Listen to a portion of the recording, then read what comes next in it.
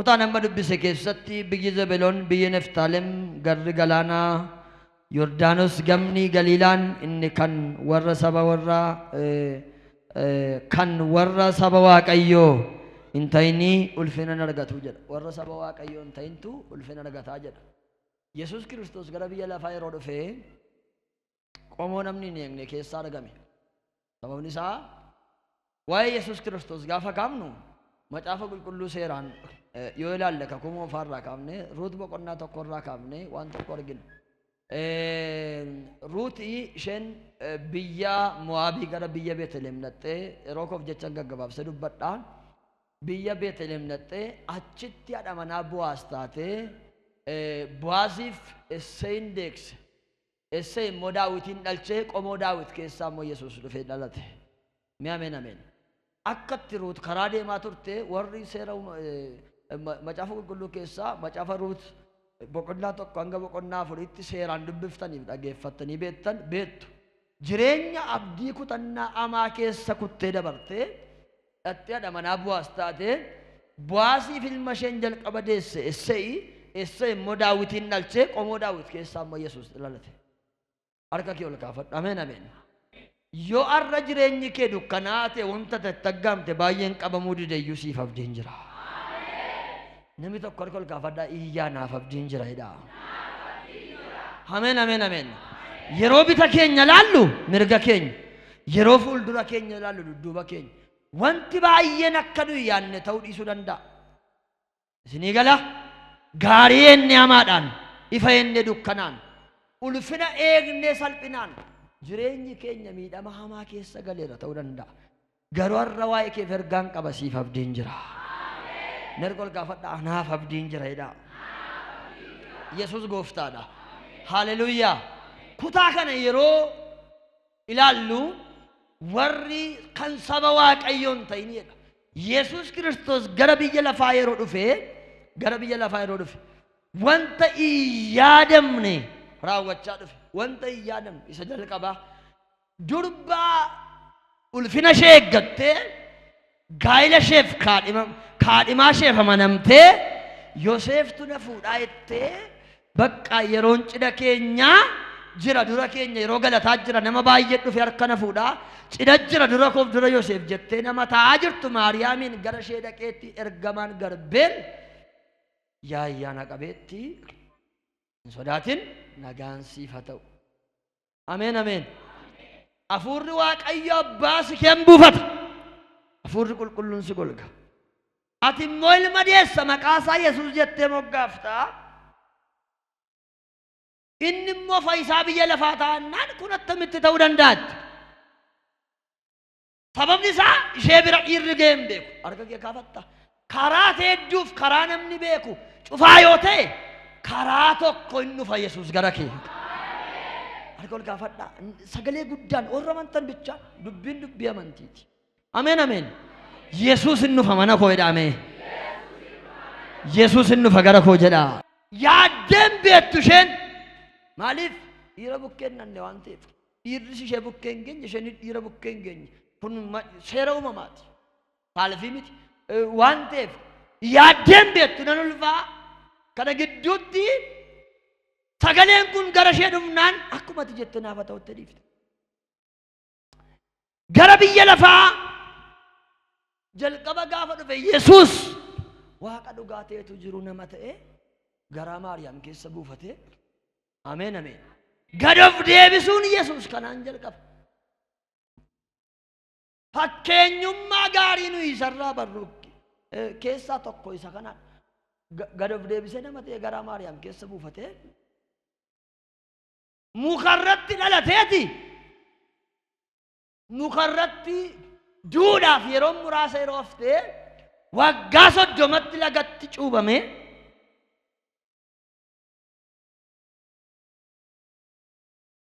Barri shaakala Yesuus dheeraadha.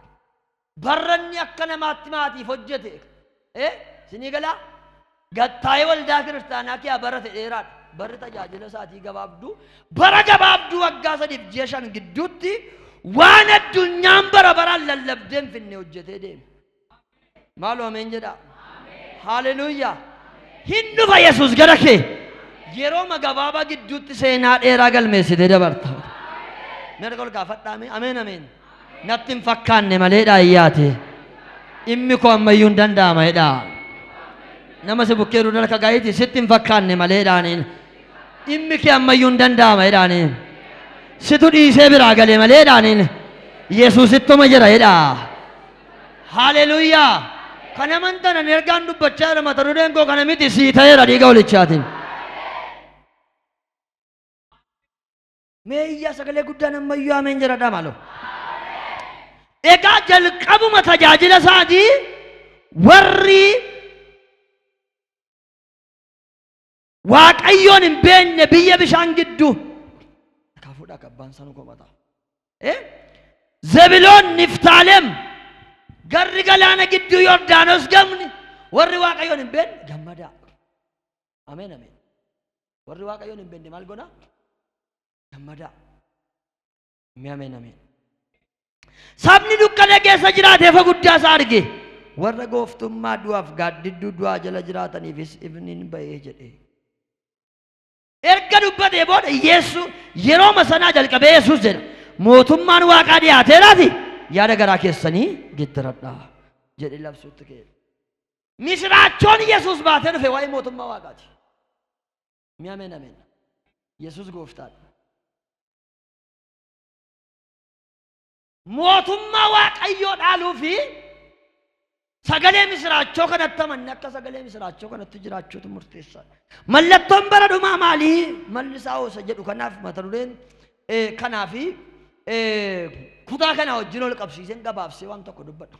Yoo baay'ate daqiiqaa 15 fuula keessan dhaabadha lallabaaf sana boodeen kanan. Mallisaa hoosa jedhuuf maa inni mallattoon bara dhumaa maali? Maali mallattoon bara dhumaa isa jedhuuf namoota garaa isaanii Waaqayyo isaanii godhatanii baay'ata. Mallattoo bara dhumaa maaliin beennaa? Namoota garaa isaanii Waaqayyo isaanii godhatantu baay'ata.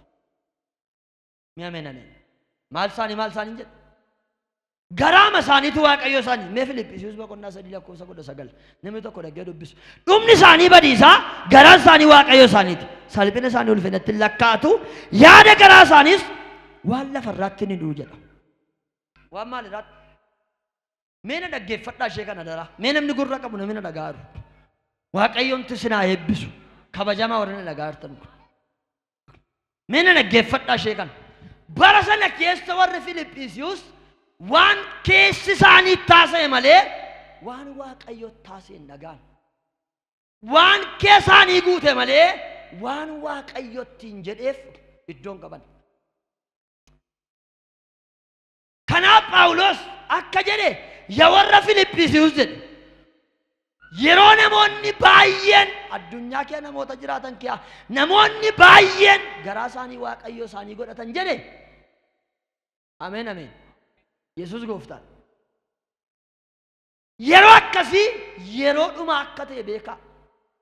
Barri dhumaaf dhufi gooftaa mallattoon isaa maaliin beekama? Isa tokkoffaa yoo naan jettan namoota garaa isaanii Waaqayyo isaanii godhatantu baay'ata. Bara amma kee jiraannu kana keessa isa kanaan nama laaluu dhiifne yoo ilaalle jara keenya waan keessi keenya nutti taasise bichaatti amanaa jiraannu mini bararraa kana. Gorsa fudhattoota tun ta'in gorsitoota baay'ata. Yeroo akkasii keessa harka kee ol kaafadhu nama waan sii kadhadha. Waaqayyo garaa kee harkaa si haa fuudhu.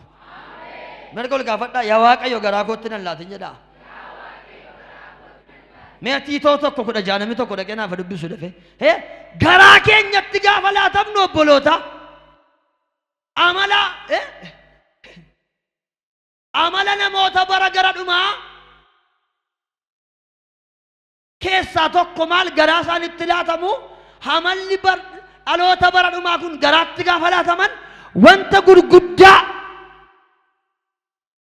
19 ergamaan Phaawulos ilma isaa hafuuraa Xiimotewositti dubbatu lammaffaa Xiimotewos 3:1-9 dhaqalaala waan 19 kana ganaa dheeressee guyyaa 2-3 dubbatattanii yaadida.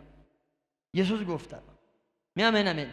Mee Tiitoo 1:6 yoo bira ga'e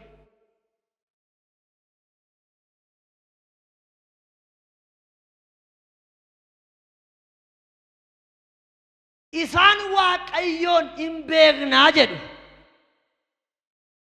hojii isaaniitiin garuu isa galu isaan ofii isaaniitii jibbamoo warra hin abbooman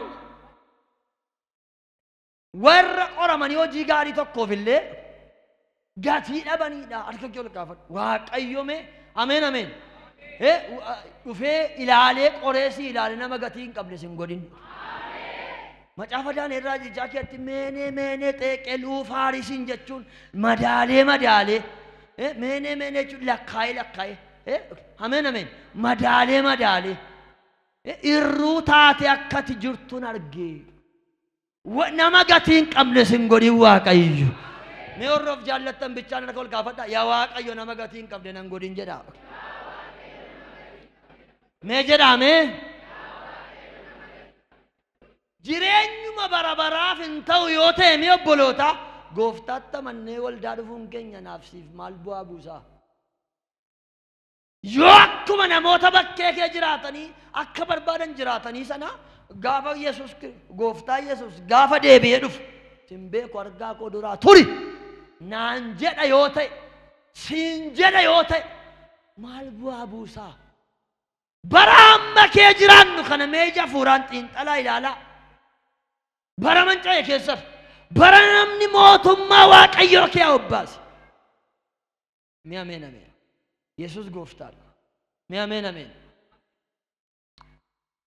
Nama si bukkee dura kasaa qabiiti Waaqayyo si barbaade sitti haasa'aa jira jedhaaniin.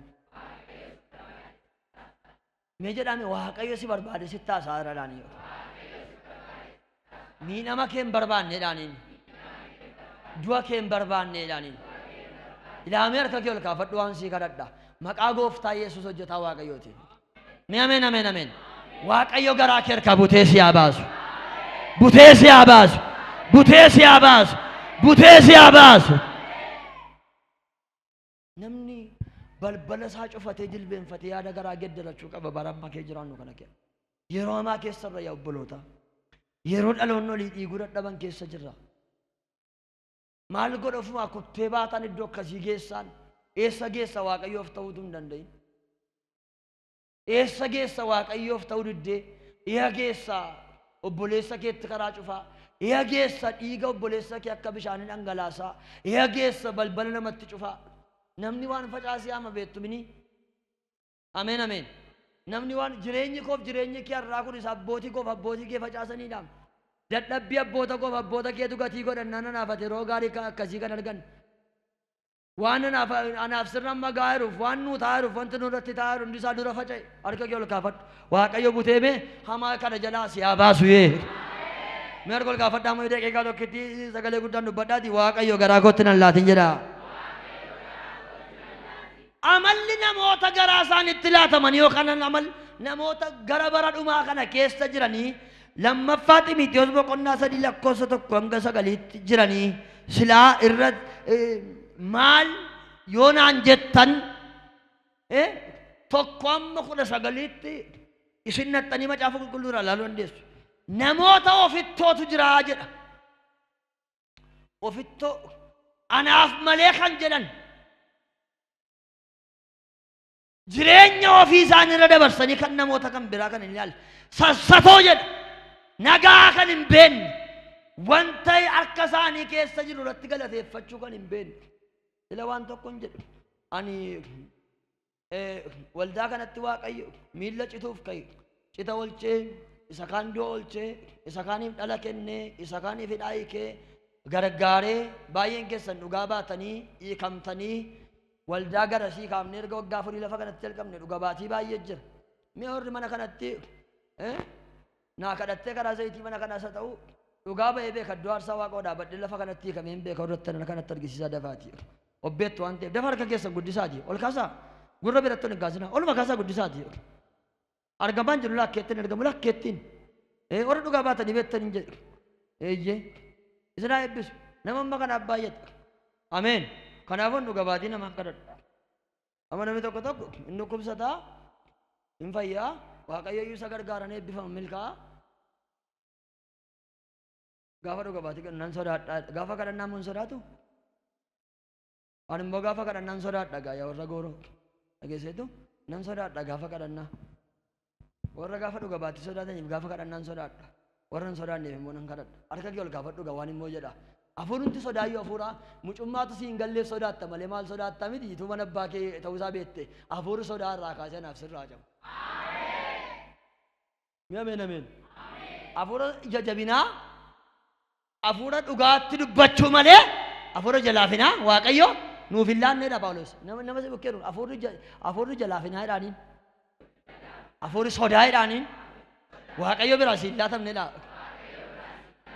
Akka jedhaan immoo gabbaa xiiffii ol kee buusaan jenneen. Isa kana miti nan jedhe. Isinii kana ameen ameen. Yesuus gooftaa. Ameen. Maaloo ameen jedhame? Isa miti nan jedhe. Isa fooniin jennaan. Ameen ameen. Maaliif macaafnoon sodaatinaa ittanii makiinaa jala galtanii gudii akka hin taane. Sodaa isa kam? Mana Waaqayyoo keessatti gooftaa galateeffachuun sodaatinaa. Waaqayyo isin ittiin qaana'u ittiin qaana'inaa Waaqayyotti. Warra naaf dhugaa ba'aniif maalan godha? Abbaa godhatti dhugaan ba'a. Warra natti leeyyaan itti godhu nan leeyyaadhaam. Waaqayyo sitti hin leeyyayin. Maaloo ameen jedhaa. Isinii galaa kutaa kana keessatti bal'i sassatoo waan sitti himame harka kee ol kaafatta. Anaaf si biratti Waaqayyoon galateeffama. Sabarreen gaddaa min jireenyi koof jireenyi kee harka ol kaafadhaame yaa Waaqayyo si haa galatu jedhaa. Waanuma baay'ina waan barreen gaddaa harka kee hin jirretu barana jira. Waan barreen gaddaa qaawwishee eebbetti amma kanaatu laa akkas ballateera. Bara gad immoo akkas ballata. Waaqayyo waa'ee keef hojiirra jira. Nama si bukkeeruun ameen ameen. Sassataan ta'in jedhaanii. Waaqayyo waa'ee keef hojiirra jira jedhaanii. Isa sii ta'e irratti galateeffadhu jedhaanii. Mee naa ta'eera irratti mee galateeffadhaa golete buusaati. Namoota sassatoo jedha. Ni gala. Bara biddeen hin jirren boo bara nyaatan hin boo bara suufiin hin jirren boo bara suufii uffatan hin boo galan bara Waaqayyo nama kenneef hin boo bara nama dhaban hin boo lafa barreen gaddaan jiru hundi keenya yoo filaan egaa hafuura sassataa sana yaa fiddi nutti gashite seetanii beektu sin ga'u hafuura akkasii hafuura bara dhumaati waan ta'eef nama bara dhumaa nu gochuu barbaadde isinii galan haxxummaa seexanaa beekaa. Mi ameen ameen. Macaafni qulqulluu afaan dubartii ejjituu damma. Isinii galaa akka dammaati jedhama. Garuu summiidha beektu. Mi ameen ameen. Amma gororra boofaa yoo laalte walalaa dammaa yoo laalte badaa gargar fakkaata bifti. Hin fakkaata gargar. Hin fakkaata. Hin fakkaatu. Lamaanuu maal ta'a? Iyyaa. Garuu lamaanuu iyyuu waan damma fakkaatuuf garuu damma nyaatan immoo waan nama nyaatudha. Waan nama nyaatudha. Diigalaa seexanni sassadatti sitti abboomteeti nama bara dhumaa si gooteeti jireenya kee asi baasuuf. Jireenya baraa kana namni gooftaan qabnes inna gadataa namni gooftaan qabnes sadarkaan hojii isaatiin geeddarama bara. Nuti jalqabarratti Yesuusin barbaacha kan nuyi dhufneef eebba nagaa qabu qabna. Meerqa ol gaafadha eebba nagaa qabudha. Namni tokko fakkeenya 22 naginaa dubbisi dhabe. Eebba nagaa qabu. Eebbi Waaqayyo nama badhaasaa. Eebbattis inni qorumsan dabaluu jedhu. Nama badhaasaa badhaadhummaattis inni qorumsan dabaluu jedhu. Akka jechuun isinii galaa namni baay'een biddeen nyaatu qaba garaachitti nyaatu hin qabu. Meena dhaggeeffadhaa. Gooftaa kan hin qabne bakkee kana kee fooqii gaarii keeti ati qorqorroo kee ciiftee gooftaa si haa galatu itti raftee bulte inni immoo fooqii kee wareedhaa bule sareen na jiniin yaade. Garaachatti nyaatu qabu biddeen nyaatu qaban jedhu cooma muruu hin danda'a garuu hin danda'u maal hakiimiin na dhowwee birriitti nyaatu qabaam garuu maal garaachatti nyaatu qabu. Isa kana kee maal beektaa eebbichatu gooftaa biraan nu kanorra gooftaa biraa dhufanii immaa dhugaan sitti himan Waaqayyo biddeen sii kennee garaacha sin dhowwatu Waaqayyo garaacha sii kennee biddeen sin dhowwatu harka kee ol kaafadhu ameen ameen utuu garaachi kee nyaatameen dhumin dafee wanti nyaatamu ameen ameen siifa kennamu gooftaa kee biraa acabu hafuura sassataa sanaaf sirraa harka ol kaafadha Yesuusim jedhaa. Namoota bara dhumaa jechuun warra sassatatti yaada garaa isaanii hidhaniidha. Meeqotaa ammaa yoo ta'u biraa ga'e moo barbaadee hartuun baddee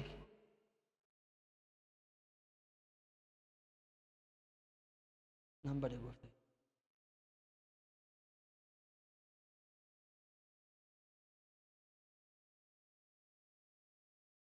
eebbi waaqayyo nama badhaasa. Badhaadhummaatti isin rakkina hin dabalu. Mi'a meen jedha. Maalitti maal hin dabalu? Maalitti maal hin dabalu? Isin hin galle. Maalitti maal hin dabalu? Yesuus gooftaadha. Maalitti maal hin dabalu? Badhaadhummaatti rakkina hin dabalu. Ameen. Nama tokkotti iddoo itti dubartii wayii boossisa. Boossisee hiqettee waaqayyoo koo afara dottee dookimentii ishee fudhattee tokkitte. Gara lafan tureetti galgala sagantaa qabanni mana isheetti mana isaatti ani abbaa isheen itti jettu hin beeku. Waaqayyoo ameen ameen. Imimmaan namaatu xurii sitti ta'an arga namicha onoo ergaa biraan qabu hin dadhabee gattaa isa gattaa mana isaatii namaaf naanni. Gurbaan sila walaaleera nama hin taatu kana namni akka ittiin gargaaru edee gunguma mana keessa ta'e. Kana namni akka ittiin gargaaru waan tolu naasoftu edee gunguma. Kana gungumee tun turiin booda mucaawwaa cabsiti. Mucaawwaa cabsi naannoo dhaban ajjii ol qabatan. Ol gangashanii ol reebu olitti baasuu dadhabanii obboleessa dhamanaa jira. Obboleessi gurbaa jira olitti baasuu dadhaban. Ani humna isaan qabu waan ta'eef yeroo hin fuune gara buraayyoo kanan jiraadha. Harka koo baddii mata kaadhe inni madda dhaabadde waan isaan warri irree dhuguma jedhatti tafari tokko faasii caala. Ammas ol gadi warri gaggaan warra keessa dadhabanii maala jenna qadee dhaanii ajjeesoo gidduutti ni jaloo dhaabadde. Takka dhaabadheen afurri waaqayyo isa ergaan sala dubbadhe fedhee naa ibse. Ameen ameen. Inni galaay amma eebbi waaqayyo nama badhaasa badhaadhummaatti rakkina dabaluun ni galaa. Gaafa kan keenya ta'u dadhabbii keenya ta'u gaafa joormaa keenya ta'u eebbi keenya habaarsan qabu. Gaafa akkas ta'u didu garuu goolii nu jalaa godhata. Harka kee ol kaafadhu waan sii kadhadha. Maqaa gooftaa Yesuusii himme ameen ameen. Harka tol kaafte kana hojjetee argatee eebbifamee namaafuu eebbanni akka ta'u tulaasiif haban waaqayyo. Maaloo ameen jedhaa. Maaloo ameen jedhaa. Kan keenya gaafa ta'u boqonnaan nu hawwatu haala galfii. Inni sadaffaan warra of jajoo afuufamoo jedha. Of jajoo jedha sadaffaan. Inni arfaffaan immoo afuufamoo jedha. Ameen ameen. Yesuus gooftaan. Nama kan saa dinqii godhee himeeme nama ollaa kee bukkee dhaqee siin immoo caammaa miillaa gadi godhee waa'ee kiyaasa dhageessaa yeroo baay'ee. Kanaafuu bara kana kiyaa namoonni hafuurri akkasitti galee kun hafuura bara namaati. Waaqayyo hafuura of jajummaa hafuura of akka nuyi of janyu godhu akka nuyi afuufamnu godhu anaaf sirraa hacabsu. Hafuura nama afuufummaa hafuura gaafi hafuura waaqayyo mini hafuura waaqayyooti yookaan maan hin ta'eef hin mijateef jettu isin hafuura seexanaati. Seexanni of tuulee moo gad of deebisee gad darbatan. Mee warri na dhagaartan harka keessan waaqayyo harka keessan kana eebbisu. Of tuulee moo gad of deebisee gad darbatame seexan harka kee ol fudhu maqaa waaqayyo waaqa jiraataan. Ameen ameen. Hafuura bara dhumaa kana gooftaan anaaf sirraa haadhawee. Gad of deebisaa. Hafuurri Kiristoos hafuura gad of deebisuuti. Inni shanaffaan arrabsitoowwan jedha. Arrabsitoo. Ameen ameen. Yesuus gooftaadha. Biyya lafaa kee jiraannu kana keessatti dadhabee kan hojjetu maqaa meeqa qaba? Namoonni callumadhanii miidiyaa irra taa'anii nama arrabsan bakkee kee deemanii nama arrabsan arraba isaanii kee waa inni namaa kan hin buune garuu guutaniiru. Ani kana macaafa qulqulluutu sagalee waaqayyootu ergaadha saba guyyaa boriitti dubbadhu naan jeddaan dubbachaa jiru. Harka kee ol kaafadhu. Waaqayyo mi ameen ameen ameen. Arraba kee kan arraba galata gooftaa dhiyeessu malee arraba nama bara dhumaan godhin. Nama bara dhumaa maal barri dhumaa akka ga'e dhufi gooftaa akka ga'e maal hin beettu arrabsitoowwantu baay'atee. Waaqayyo kana jalaa naaf siin butee baasu. Maaloo haadhoo koo waaqayyo abidda bara baraa kee asi baasuuf si oolfachuuf hasaara harka kee ol kaafadhu ameen jedhi maaloo. Mee warra manaatti harka keessa akka irraa fadhana ilaalaachis. Waaqayyo abidda kana jalaa butee si haa baasu. Rakkina kana jalaa butee si haa baasu. Inni jaaffaan warra abboota isaanii haadhota isaaniif hin abboomamneedha. Warra abbaaf haadhaaf hin abboomamneedha. Macaafni qulqulluun isa kanarratti akkeeru nama abbaa isaa faadha isaa tuffatee arrabsu foggi gammoojjii dhufee jasa kee fudhatu jedhaan qurruu gammoojjii jechuudha. Qurruun gammoojjii jasaa keessaa fudhatu jedha. Bara kee jiraannu kanatu bara gadheedha. Ameen ameen. Amma baay'een keenya abbaan keenya haadhi keenya warri Waaqayyo nuu kennu nu irra dhalanne suni fokkisuu danda'u, baadiyyaa jiraachuu danda'u, shiddaa kaachuu, nama nagaa ta'uu danda'u, nama nagaa ta'uu dhiisuu danda'u. Wayin sitti himuu barbaadan abbaa kee faadha kee fulfina laattee jireenya akka dhaaltu Waaqayyo si haa gargaaru. Barri dhumaa akka baay'ate kanaan beektu harrakkoo maali iddoo tokko sooshaal miidiyaa irratti nageessanii ilma abbaa qalu, ilma haadha qalu gara najjoo kanatti waggaa darbe sooshaal miidiyaa irratti dubbataa turan mucaa tokko barbaadanii qabaa turan.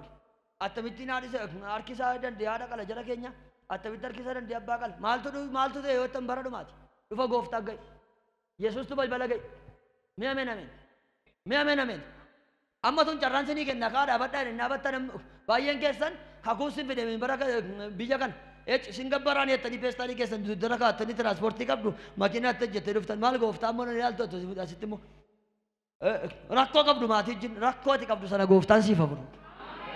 Mee ameen. Mergol gaafadhaa yaa waaqni taraara beedhaame. Jedhaan jedhe. Mee warri sagalee waaqoo dhageessanii fayyuu barbaaddan. Ameen. Mee ameen. Namni abbaa isaa faadha isaaf hin abboomamne hafuura bara dhumaa qaba. Hafuura bara dhumaatu si keessaa si dubbachiise malee si haa gargaaru si gargaaruu baatu waa'ee gargaarsaa dhiise. Utuu beektee maarkatti irratti of gattee bara baraan jiraattu kan sirraan duune Yesuusitti of gattati. Kan sirraan duune haadhi sirriin abbaa sirrii Yesuusitti of gattee warra lafarraa garuu waan hin barbaaddu. Gatii dubbifachuu dhiistee jaallatta turte akkuma ittiin. Maaloo ameen jedhaami? Maaloo ameen jedhaa? Haleluuyaa. Mee warri mucaa fardaa qabdan amma kanatti argisiisa. Kottu bakka dhaabannee wajjin tajaajilan didde waan ta'eef. Warri mucaa qabdan warra kanatti argisiisan jedhe. Gaafa isheen sin irratti fincooftu yookaan agdu hin jibbitu garuu nu dhugaayi naajjinaa isaa maalu maalaa isaa hin jirina inni dhugaa garuu inni dhugaa hojii galaa isuma inni tokko funyaan qabatee bira darbuti haati immoo bukkee matee akka goote abbaan immoo bukkee isaa irraa xara galaa akkumatti guddatte. Garuu baay'een namaa dhuguma sinitti moobaayilii tachiinaa bituu dide sangaa gurgureettee jedhame abbaa isaatiin ituu du'e kan jedhu hin jiru waan biraa mini wayyaa naa bituu didee kiraayii konna irratee naan itti naa guutuu dide tuunarraa galaafate jaartattii kana maal naa gootii kan jedhu hin jiru lafa ishee kan hin beekne lafa isaa kan hin beekne erga gaafa Waaqayyoo biyya kana si fideeti ofuma keessa galqayyaratta malee kaattarti moo lafa deemtetteellee waa ishee kan hin beekne hin jirtanii warra abbaa faadhaaf hin abboomamneedha. Hafuura bara dhumaatu dhaloota akka godhe harka kee ol kaafadhu. Hafuura bara dhumaa Waaqayyoonaaf sirraa hacabsu. Warri lallabicha naa ta'eera Waaqayyoon waaqa jeelchuu sirriidha waan waaqa dubbataa roorrotti ala kanatti argisiisa. Waaqayyo harka keessan kana kee eebbaa kaa'u. Ameen. Eeyyee. Mergol gaafadhaa yaa Waaqayyo jedhame. Harka koo keessa eebba kaa'edha. Mee ameen. Waan hanqi an jirre sitti lallabuu hin danda'u naadhoo koo dhuguma sitti ilaa guyyaa Waaqayyootti dhufuu danda'u gaafadhaa. Achi ta'anii bilbilaan inni iftuu gurbaa yoo naan jedhan wanticha nan dhiisan dafee gaafadhaa. Gaafa isaan dhufan dhugumaa jedhaa gaafadhaa. Dandeetti deebisuu hin danda'u. Maaliif macaafa qulqulluutu nan abboom tokko hafuura bara dhumaa rukutuun malee hafuura bara dhumaa of keessa kaa'adhe taa'uu hin danda'u. Isa kana irratti maaliifan jabeesse beektu amma gaafii amma gaa'ila namni salphaasi'a. Sini gala abbaa kee faadha kee ulfeessuudhaaf ishee Waaqayyo sii kennaadha manaa kee wajjin isa Waaqayyo sii kenne abbaa manaa kee wajjin jiraachuu salphaaseeta mini. Mee kottaa waan sinitti maa mee kottu mee qayyu abbaan kee faadha kee jiru akka jarra lamaan isaanii utuu isaan ol lolanii ol diiganii sammuu kee nagaa ta'a dhuguma jedhee cooma nyaattee nagaa taata Eh? Haadha galfattu.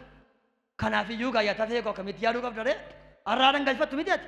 Mucaan keessa haadha galfatu waan ta'eef utuma adeemanaan gara kee dhuftees gara kee dhufuuf jirtus amaa sirratti yaaddee sammuu isarraa kan utoo nati haadha galfadhu waan ta'eef dhalli koo haadha galfatu. Ameen ameen. Dhalli koo haadha galfatu. Mucaan koo haadha galfattu. Ilmi koo haadha galfatu. Intalli koo haadha galfattu waan ta'eef wal danda'u wayyaa. Akka itti yaaduu qabdu yaa warra callumattanii gaa'ila kee jirtan keessatti qabaa gaa'ila Waaqayyo isinii kenne wallaaltanii. Fakkeenyan si fudhe Waaqayyo si haa eebbisu. Ameen. Eebbifame harka fuudhiin siif haa ta'u.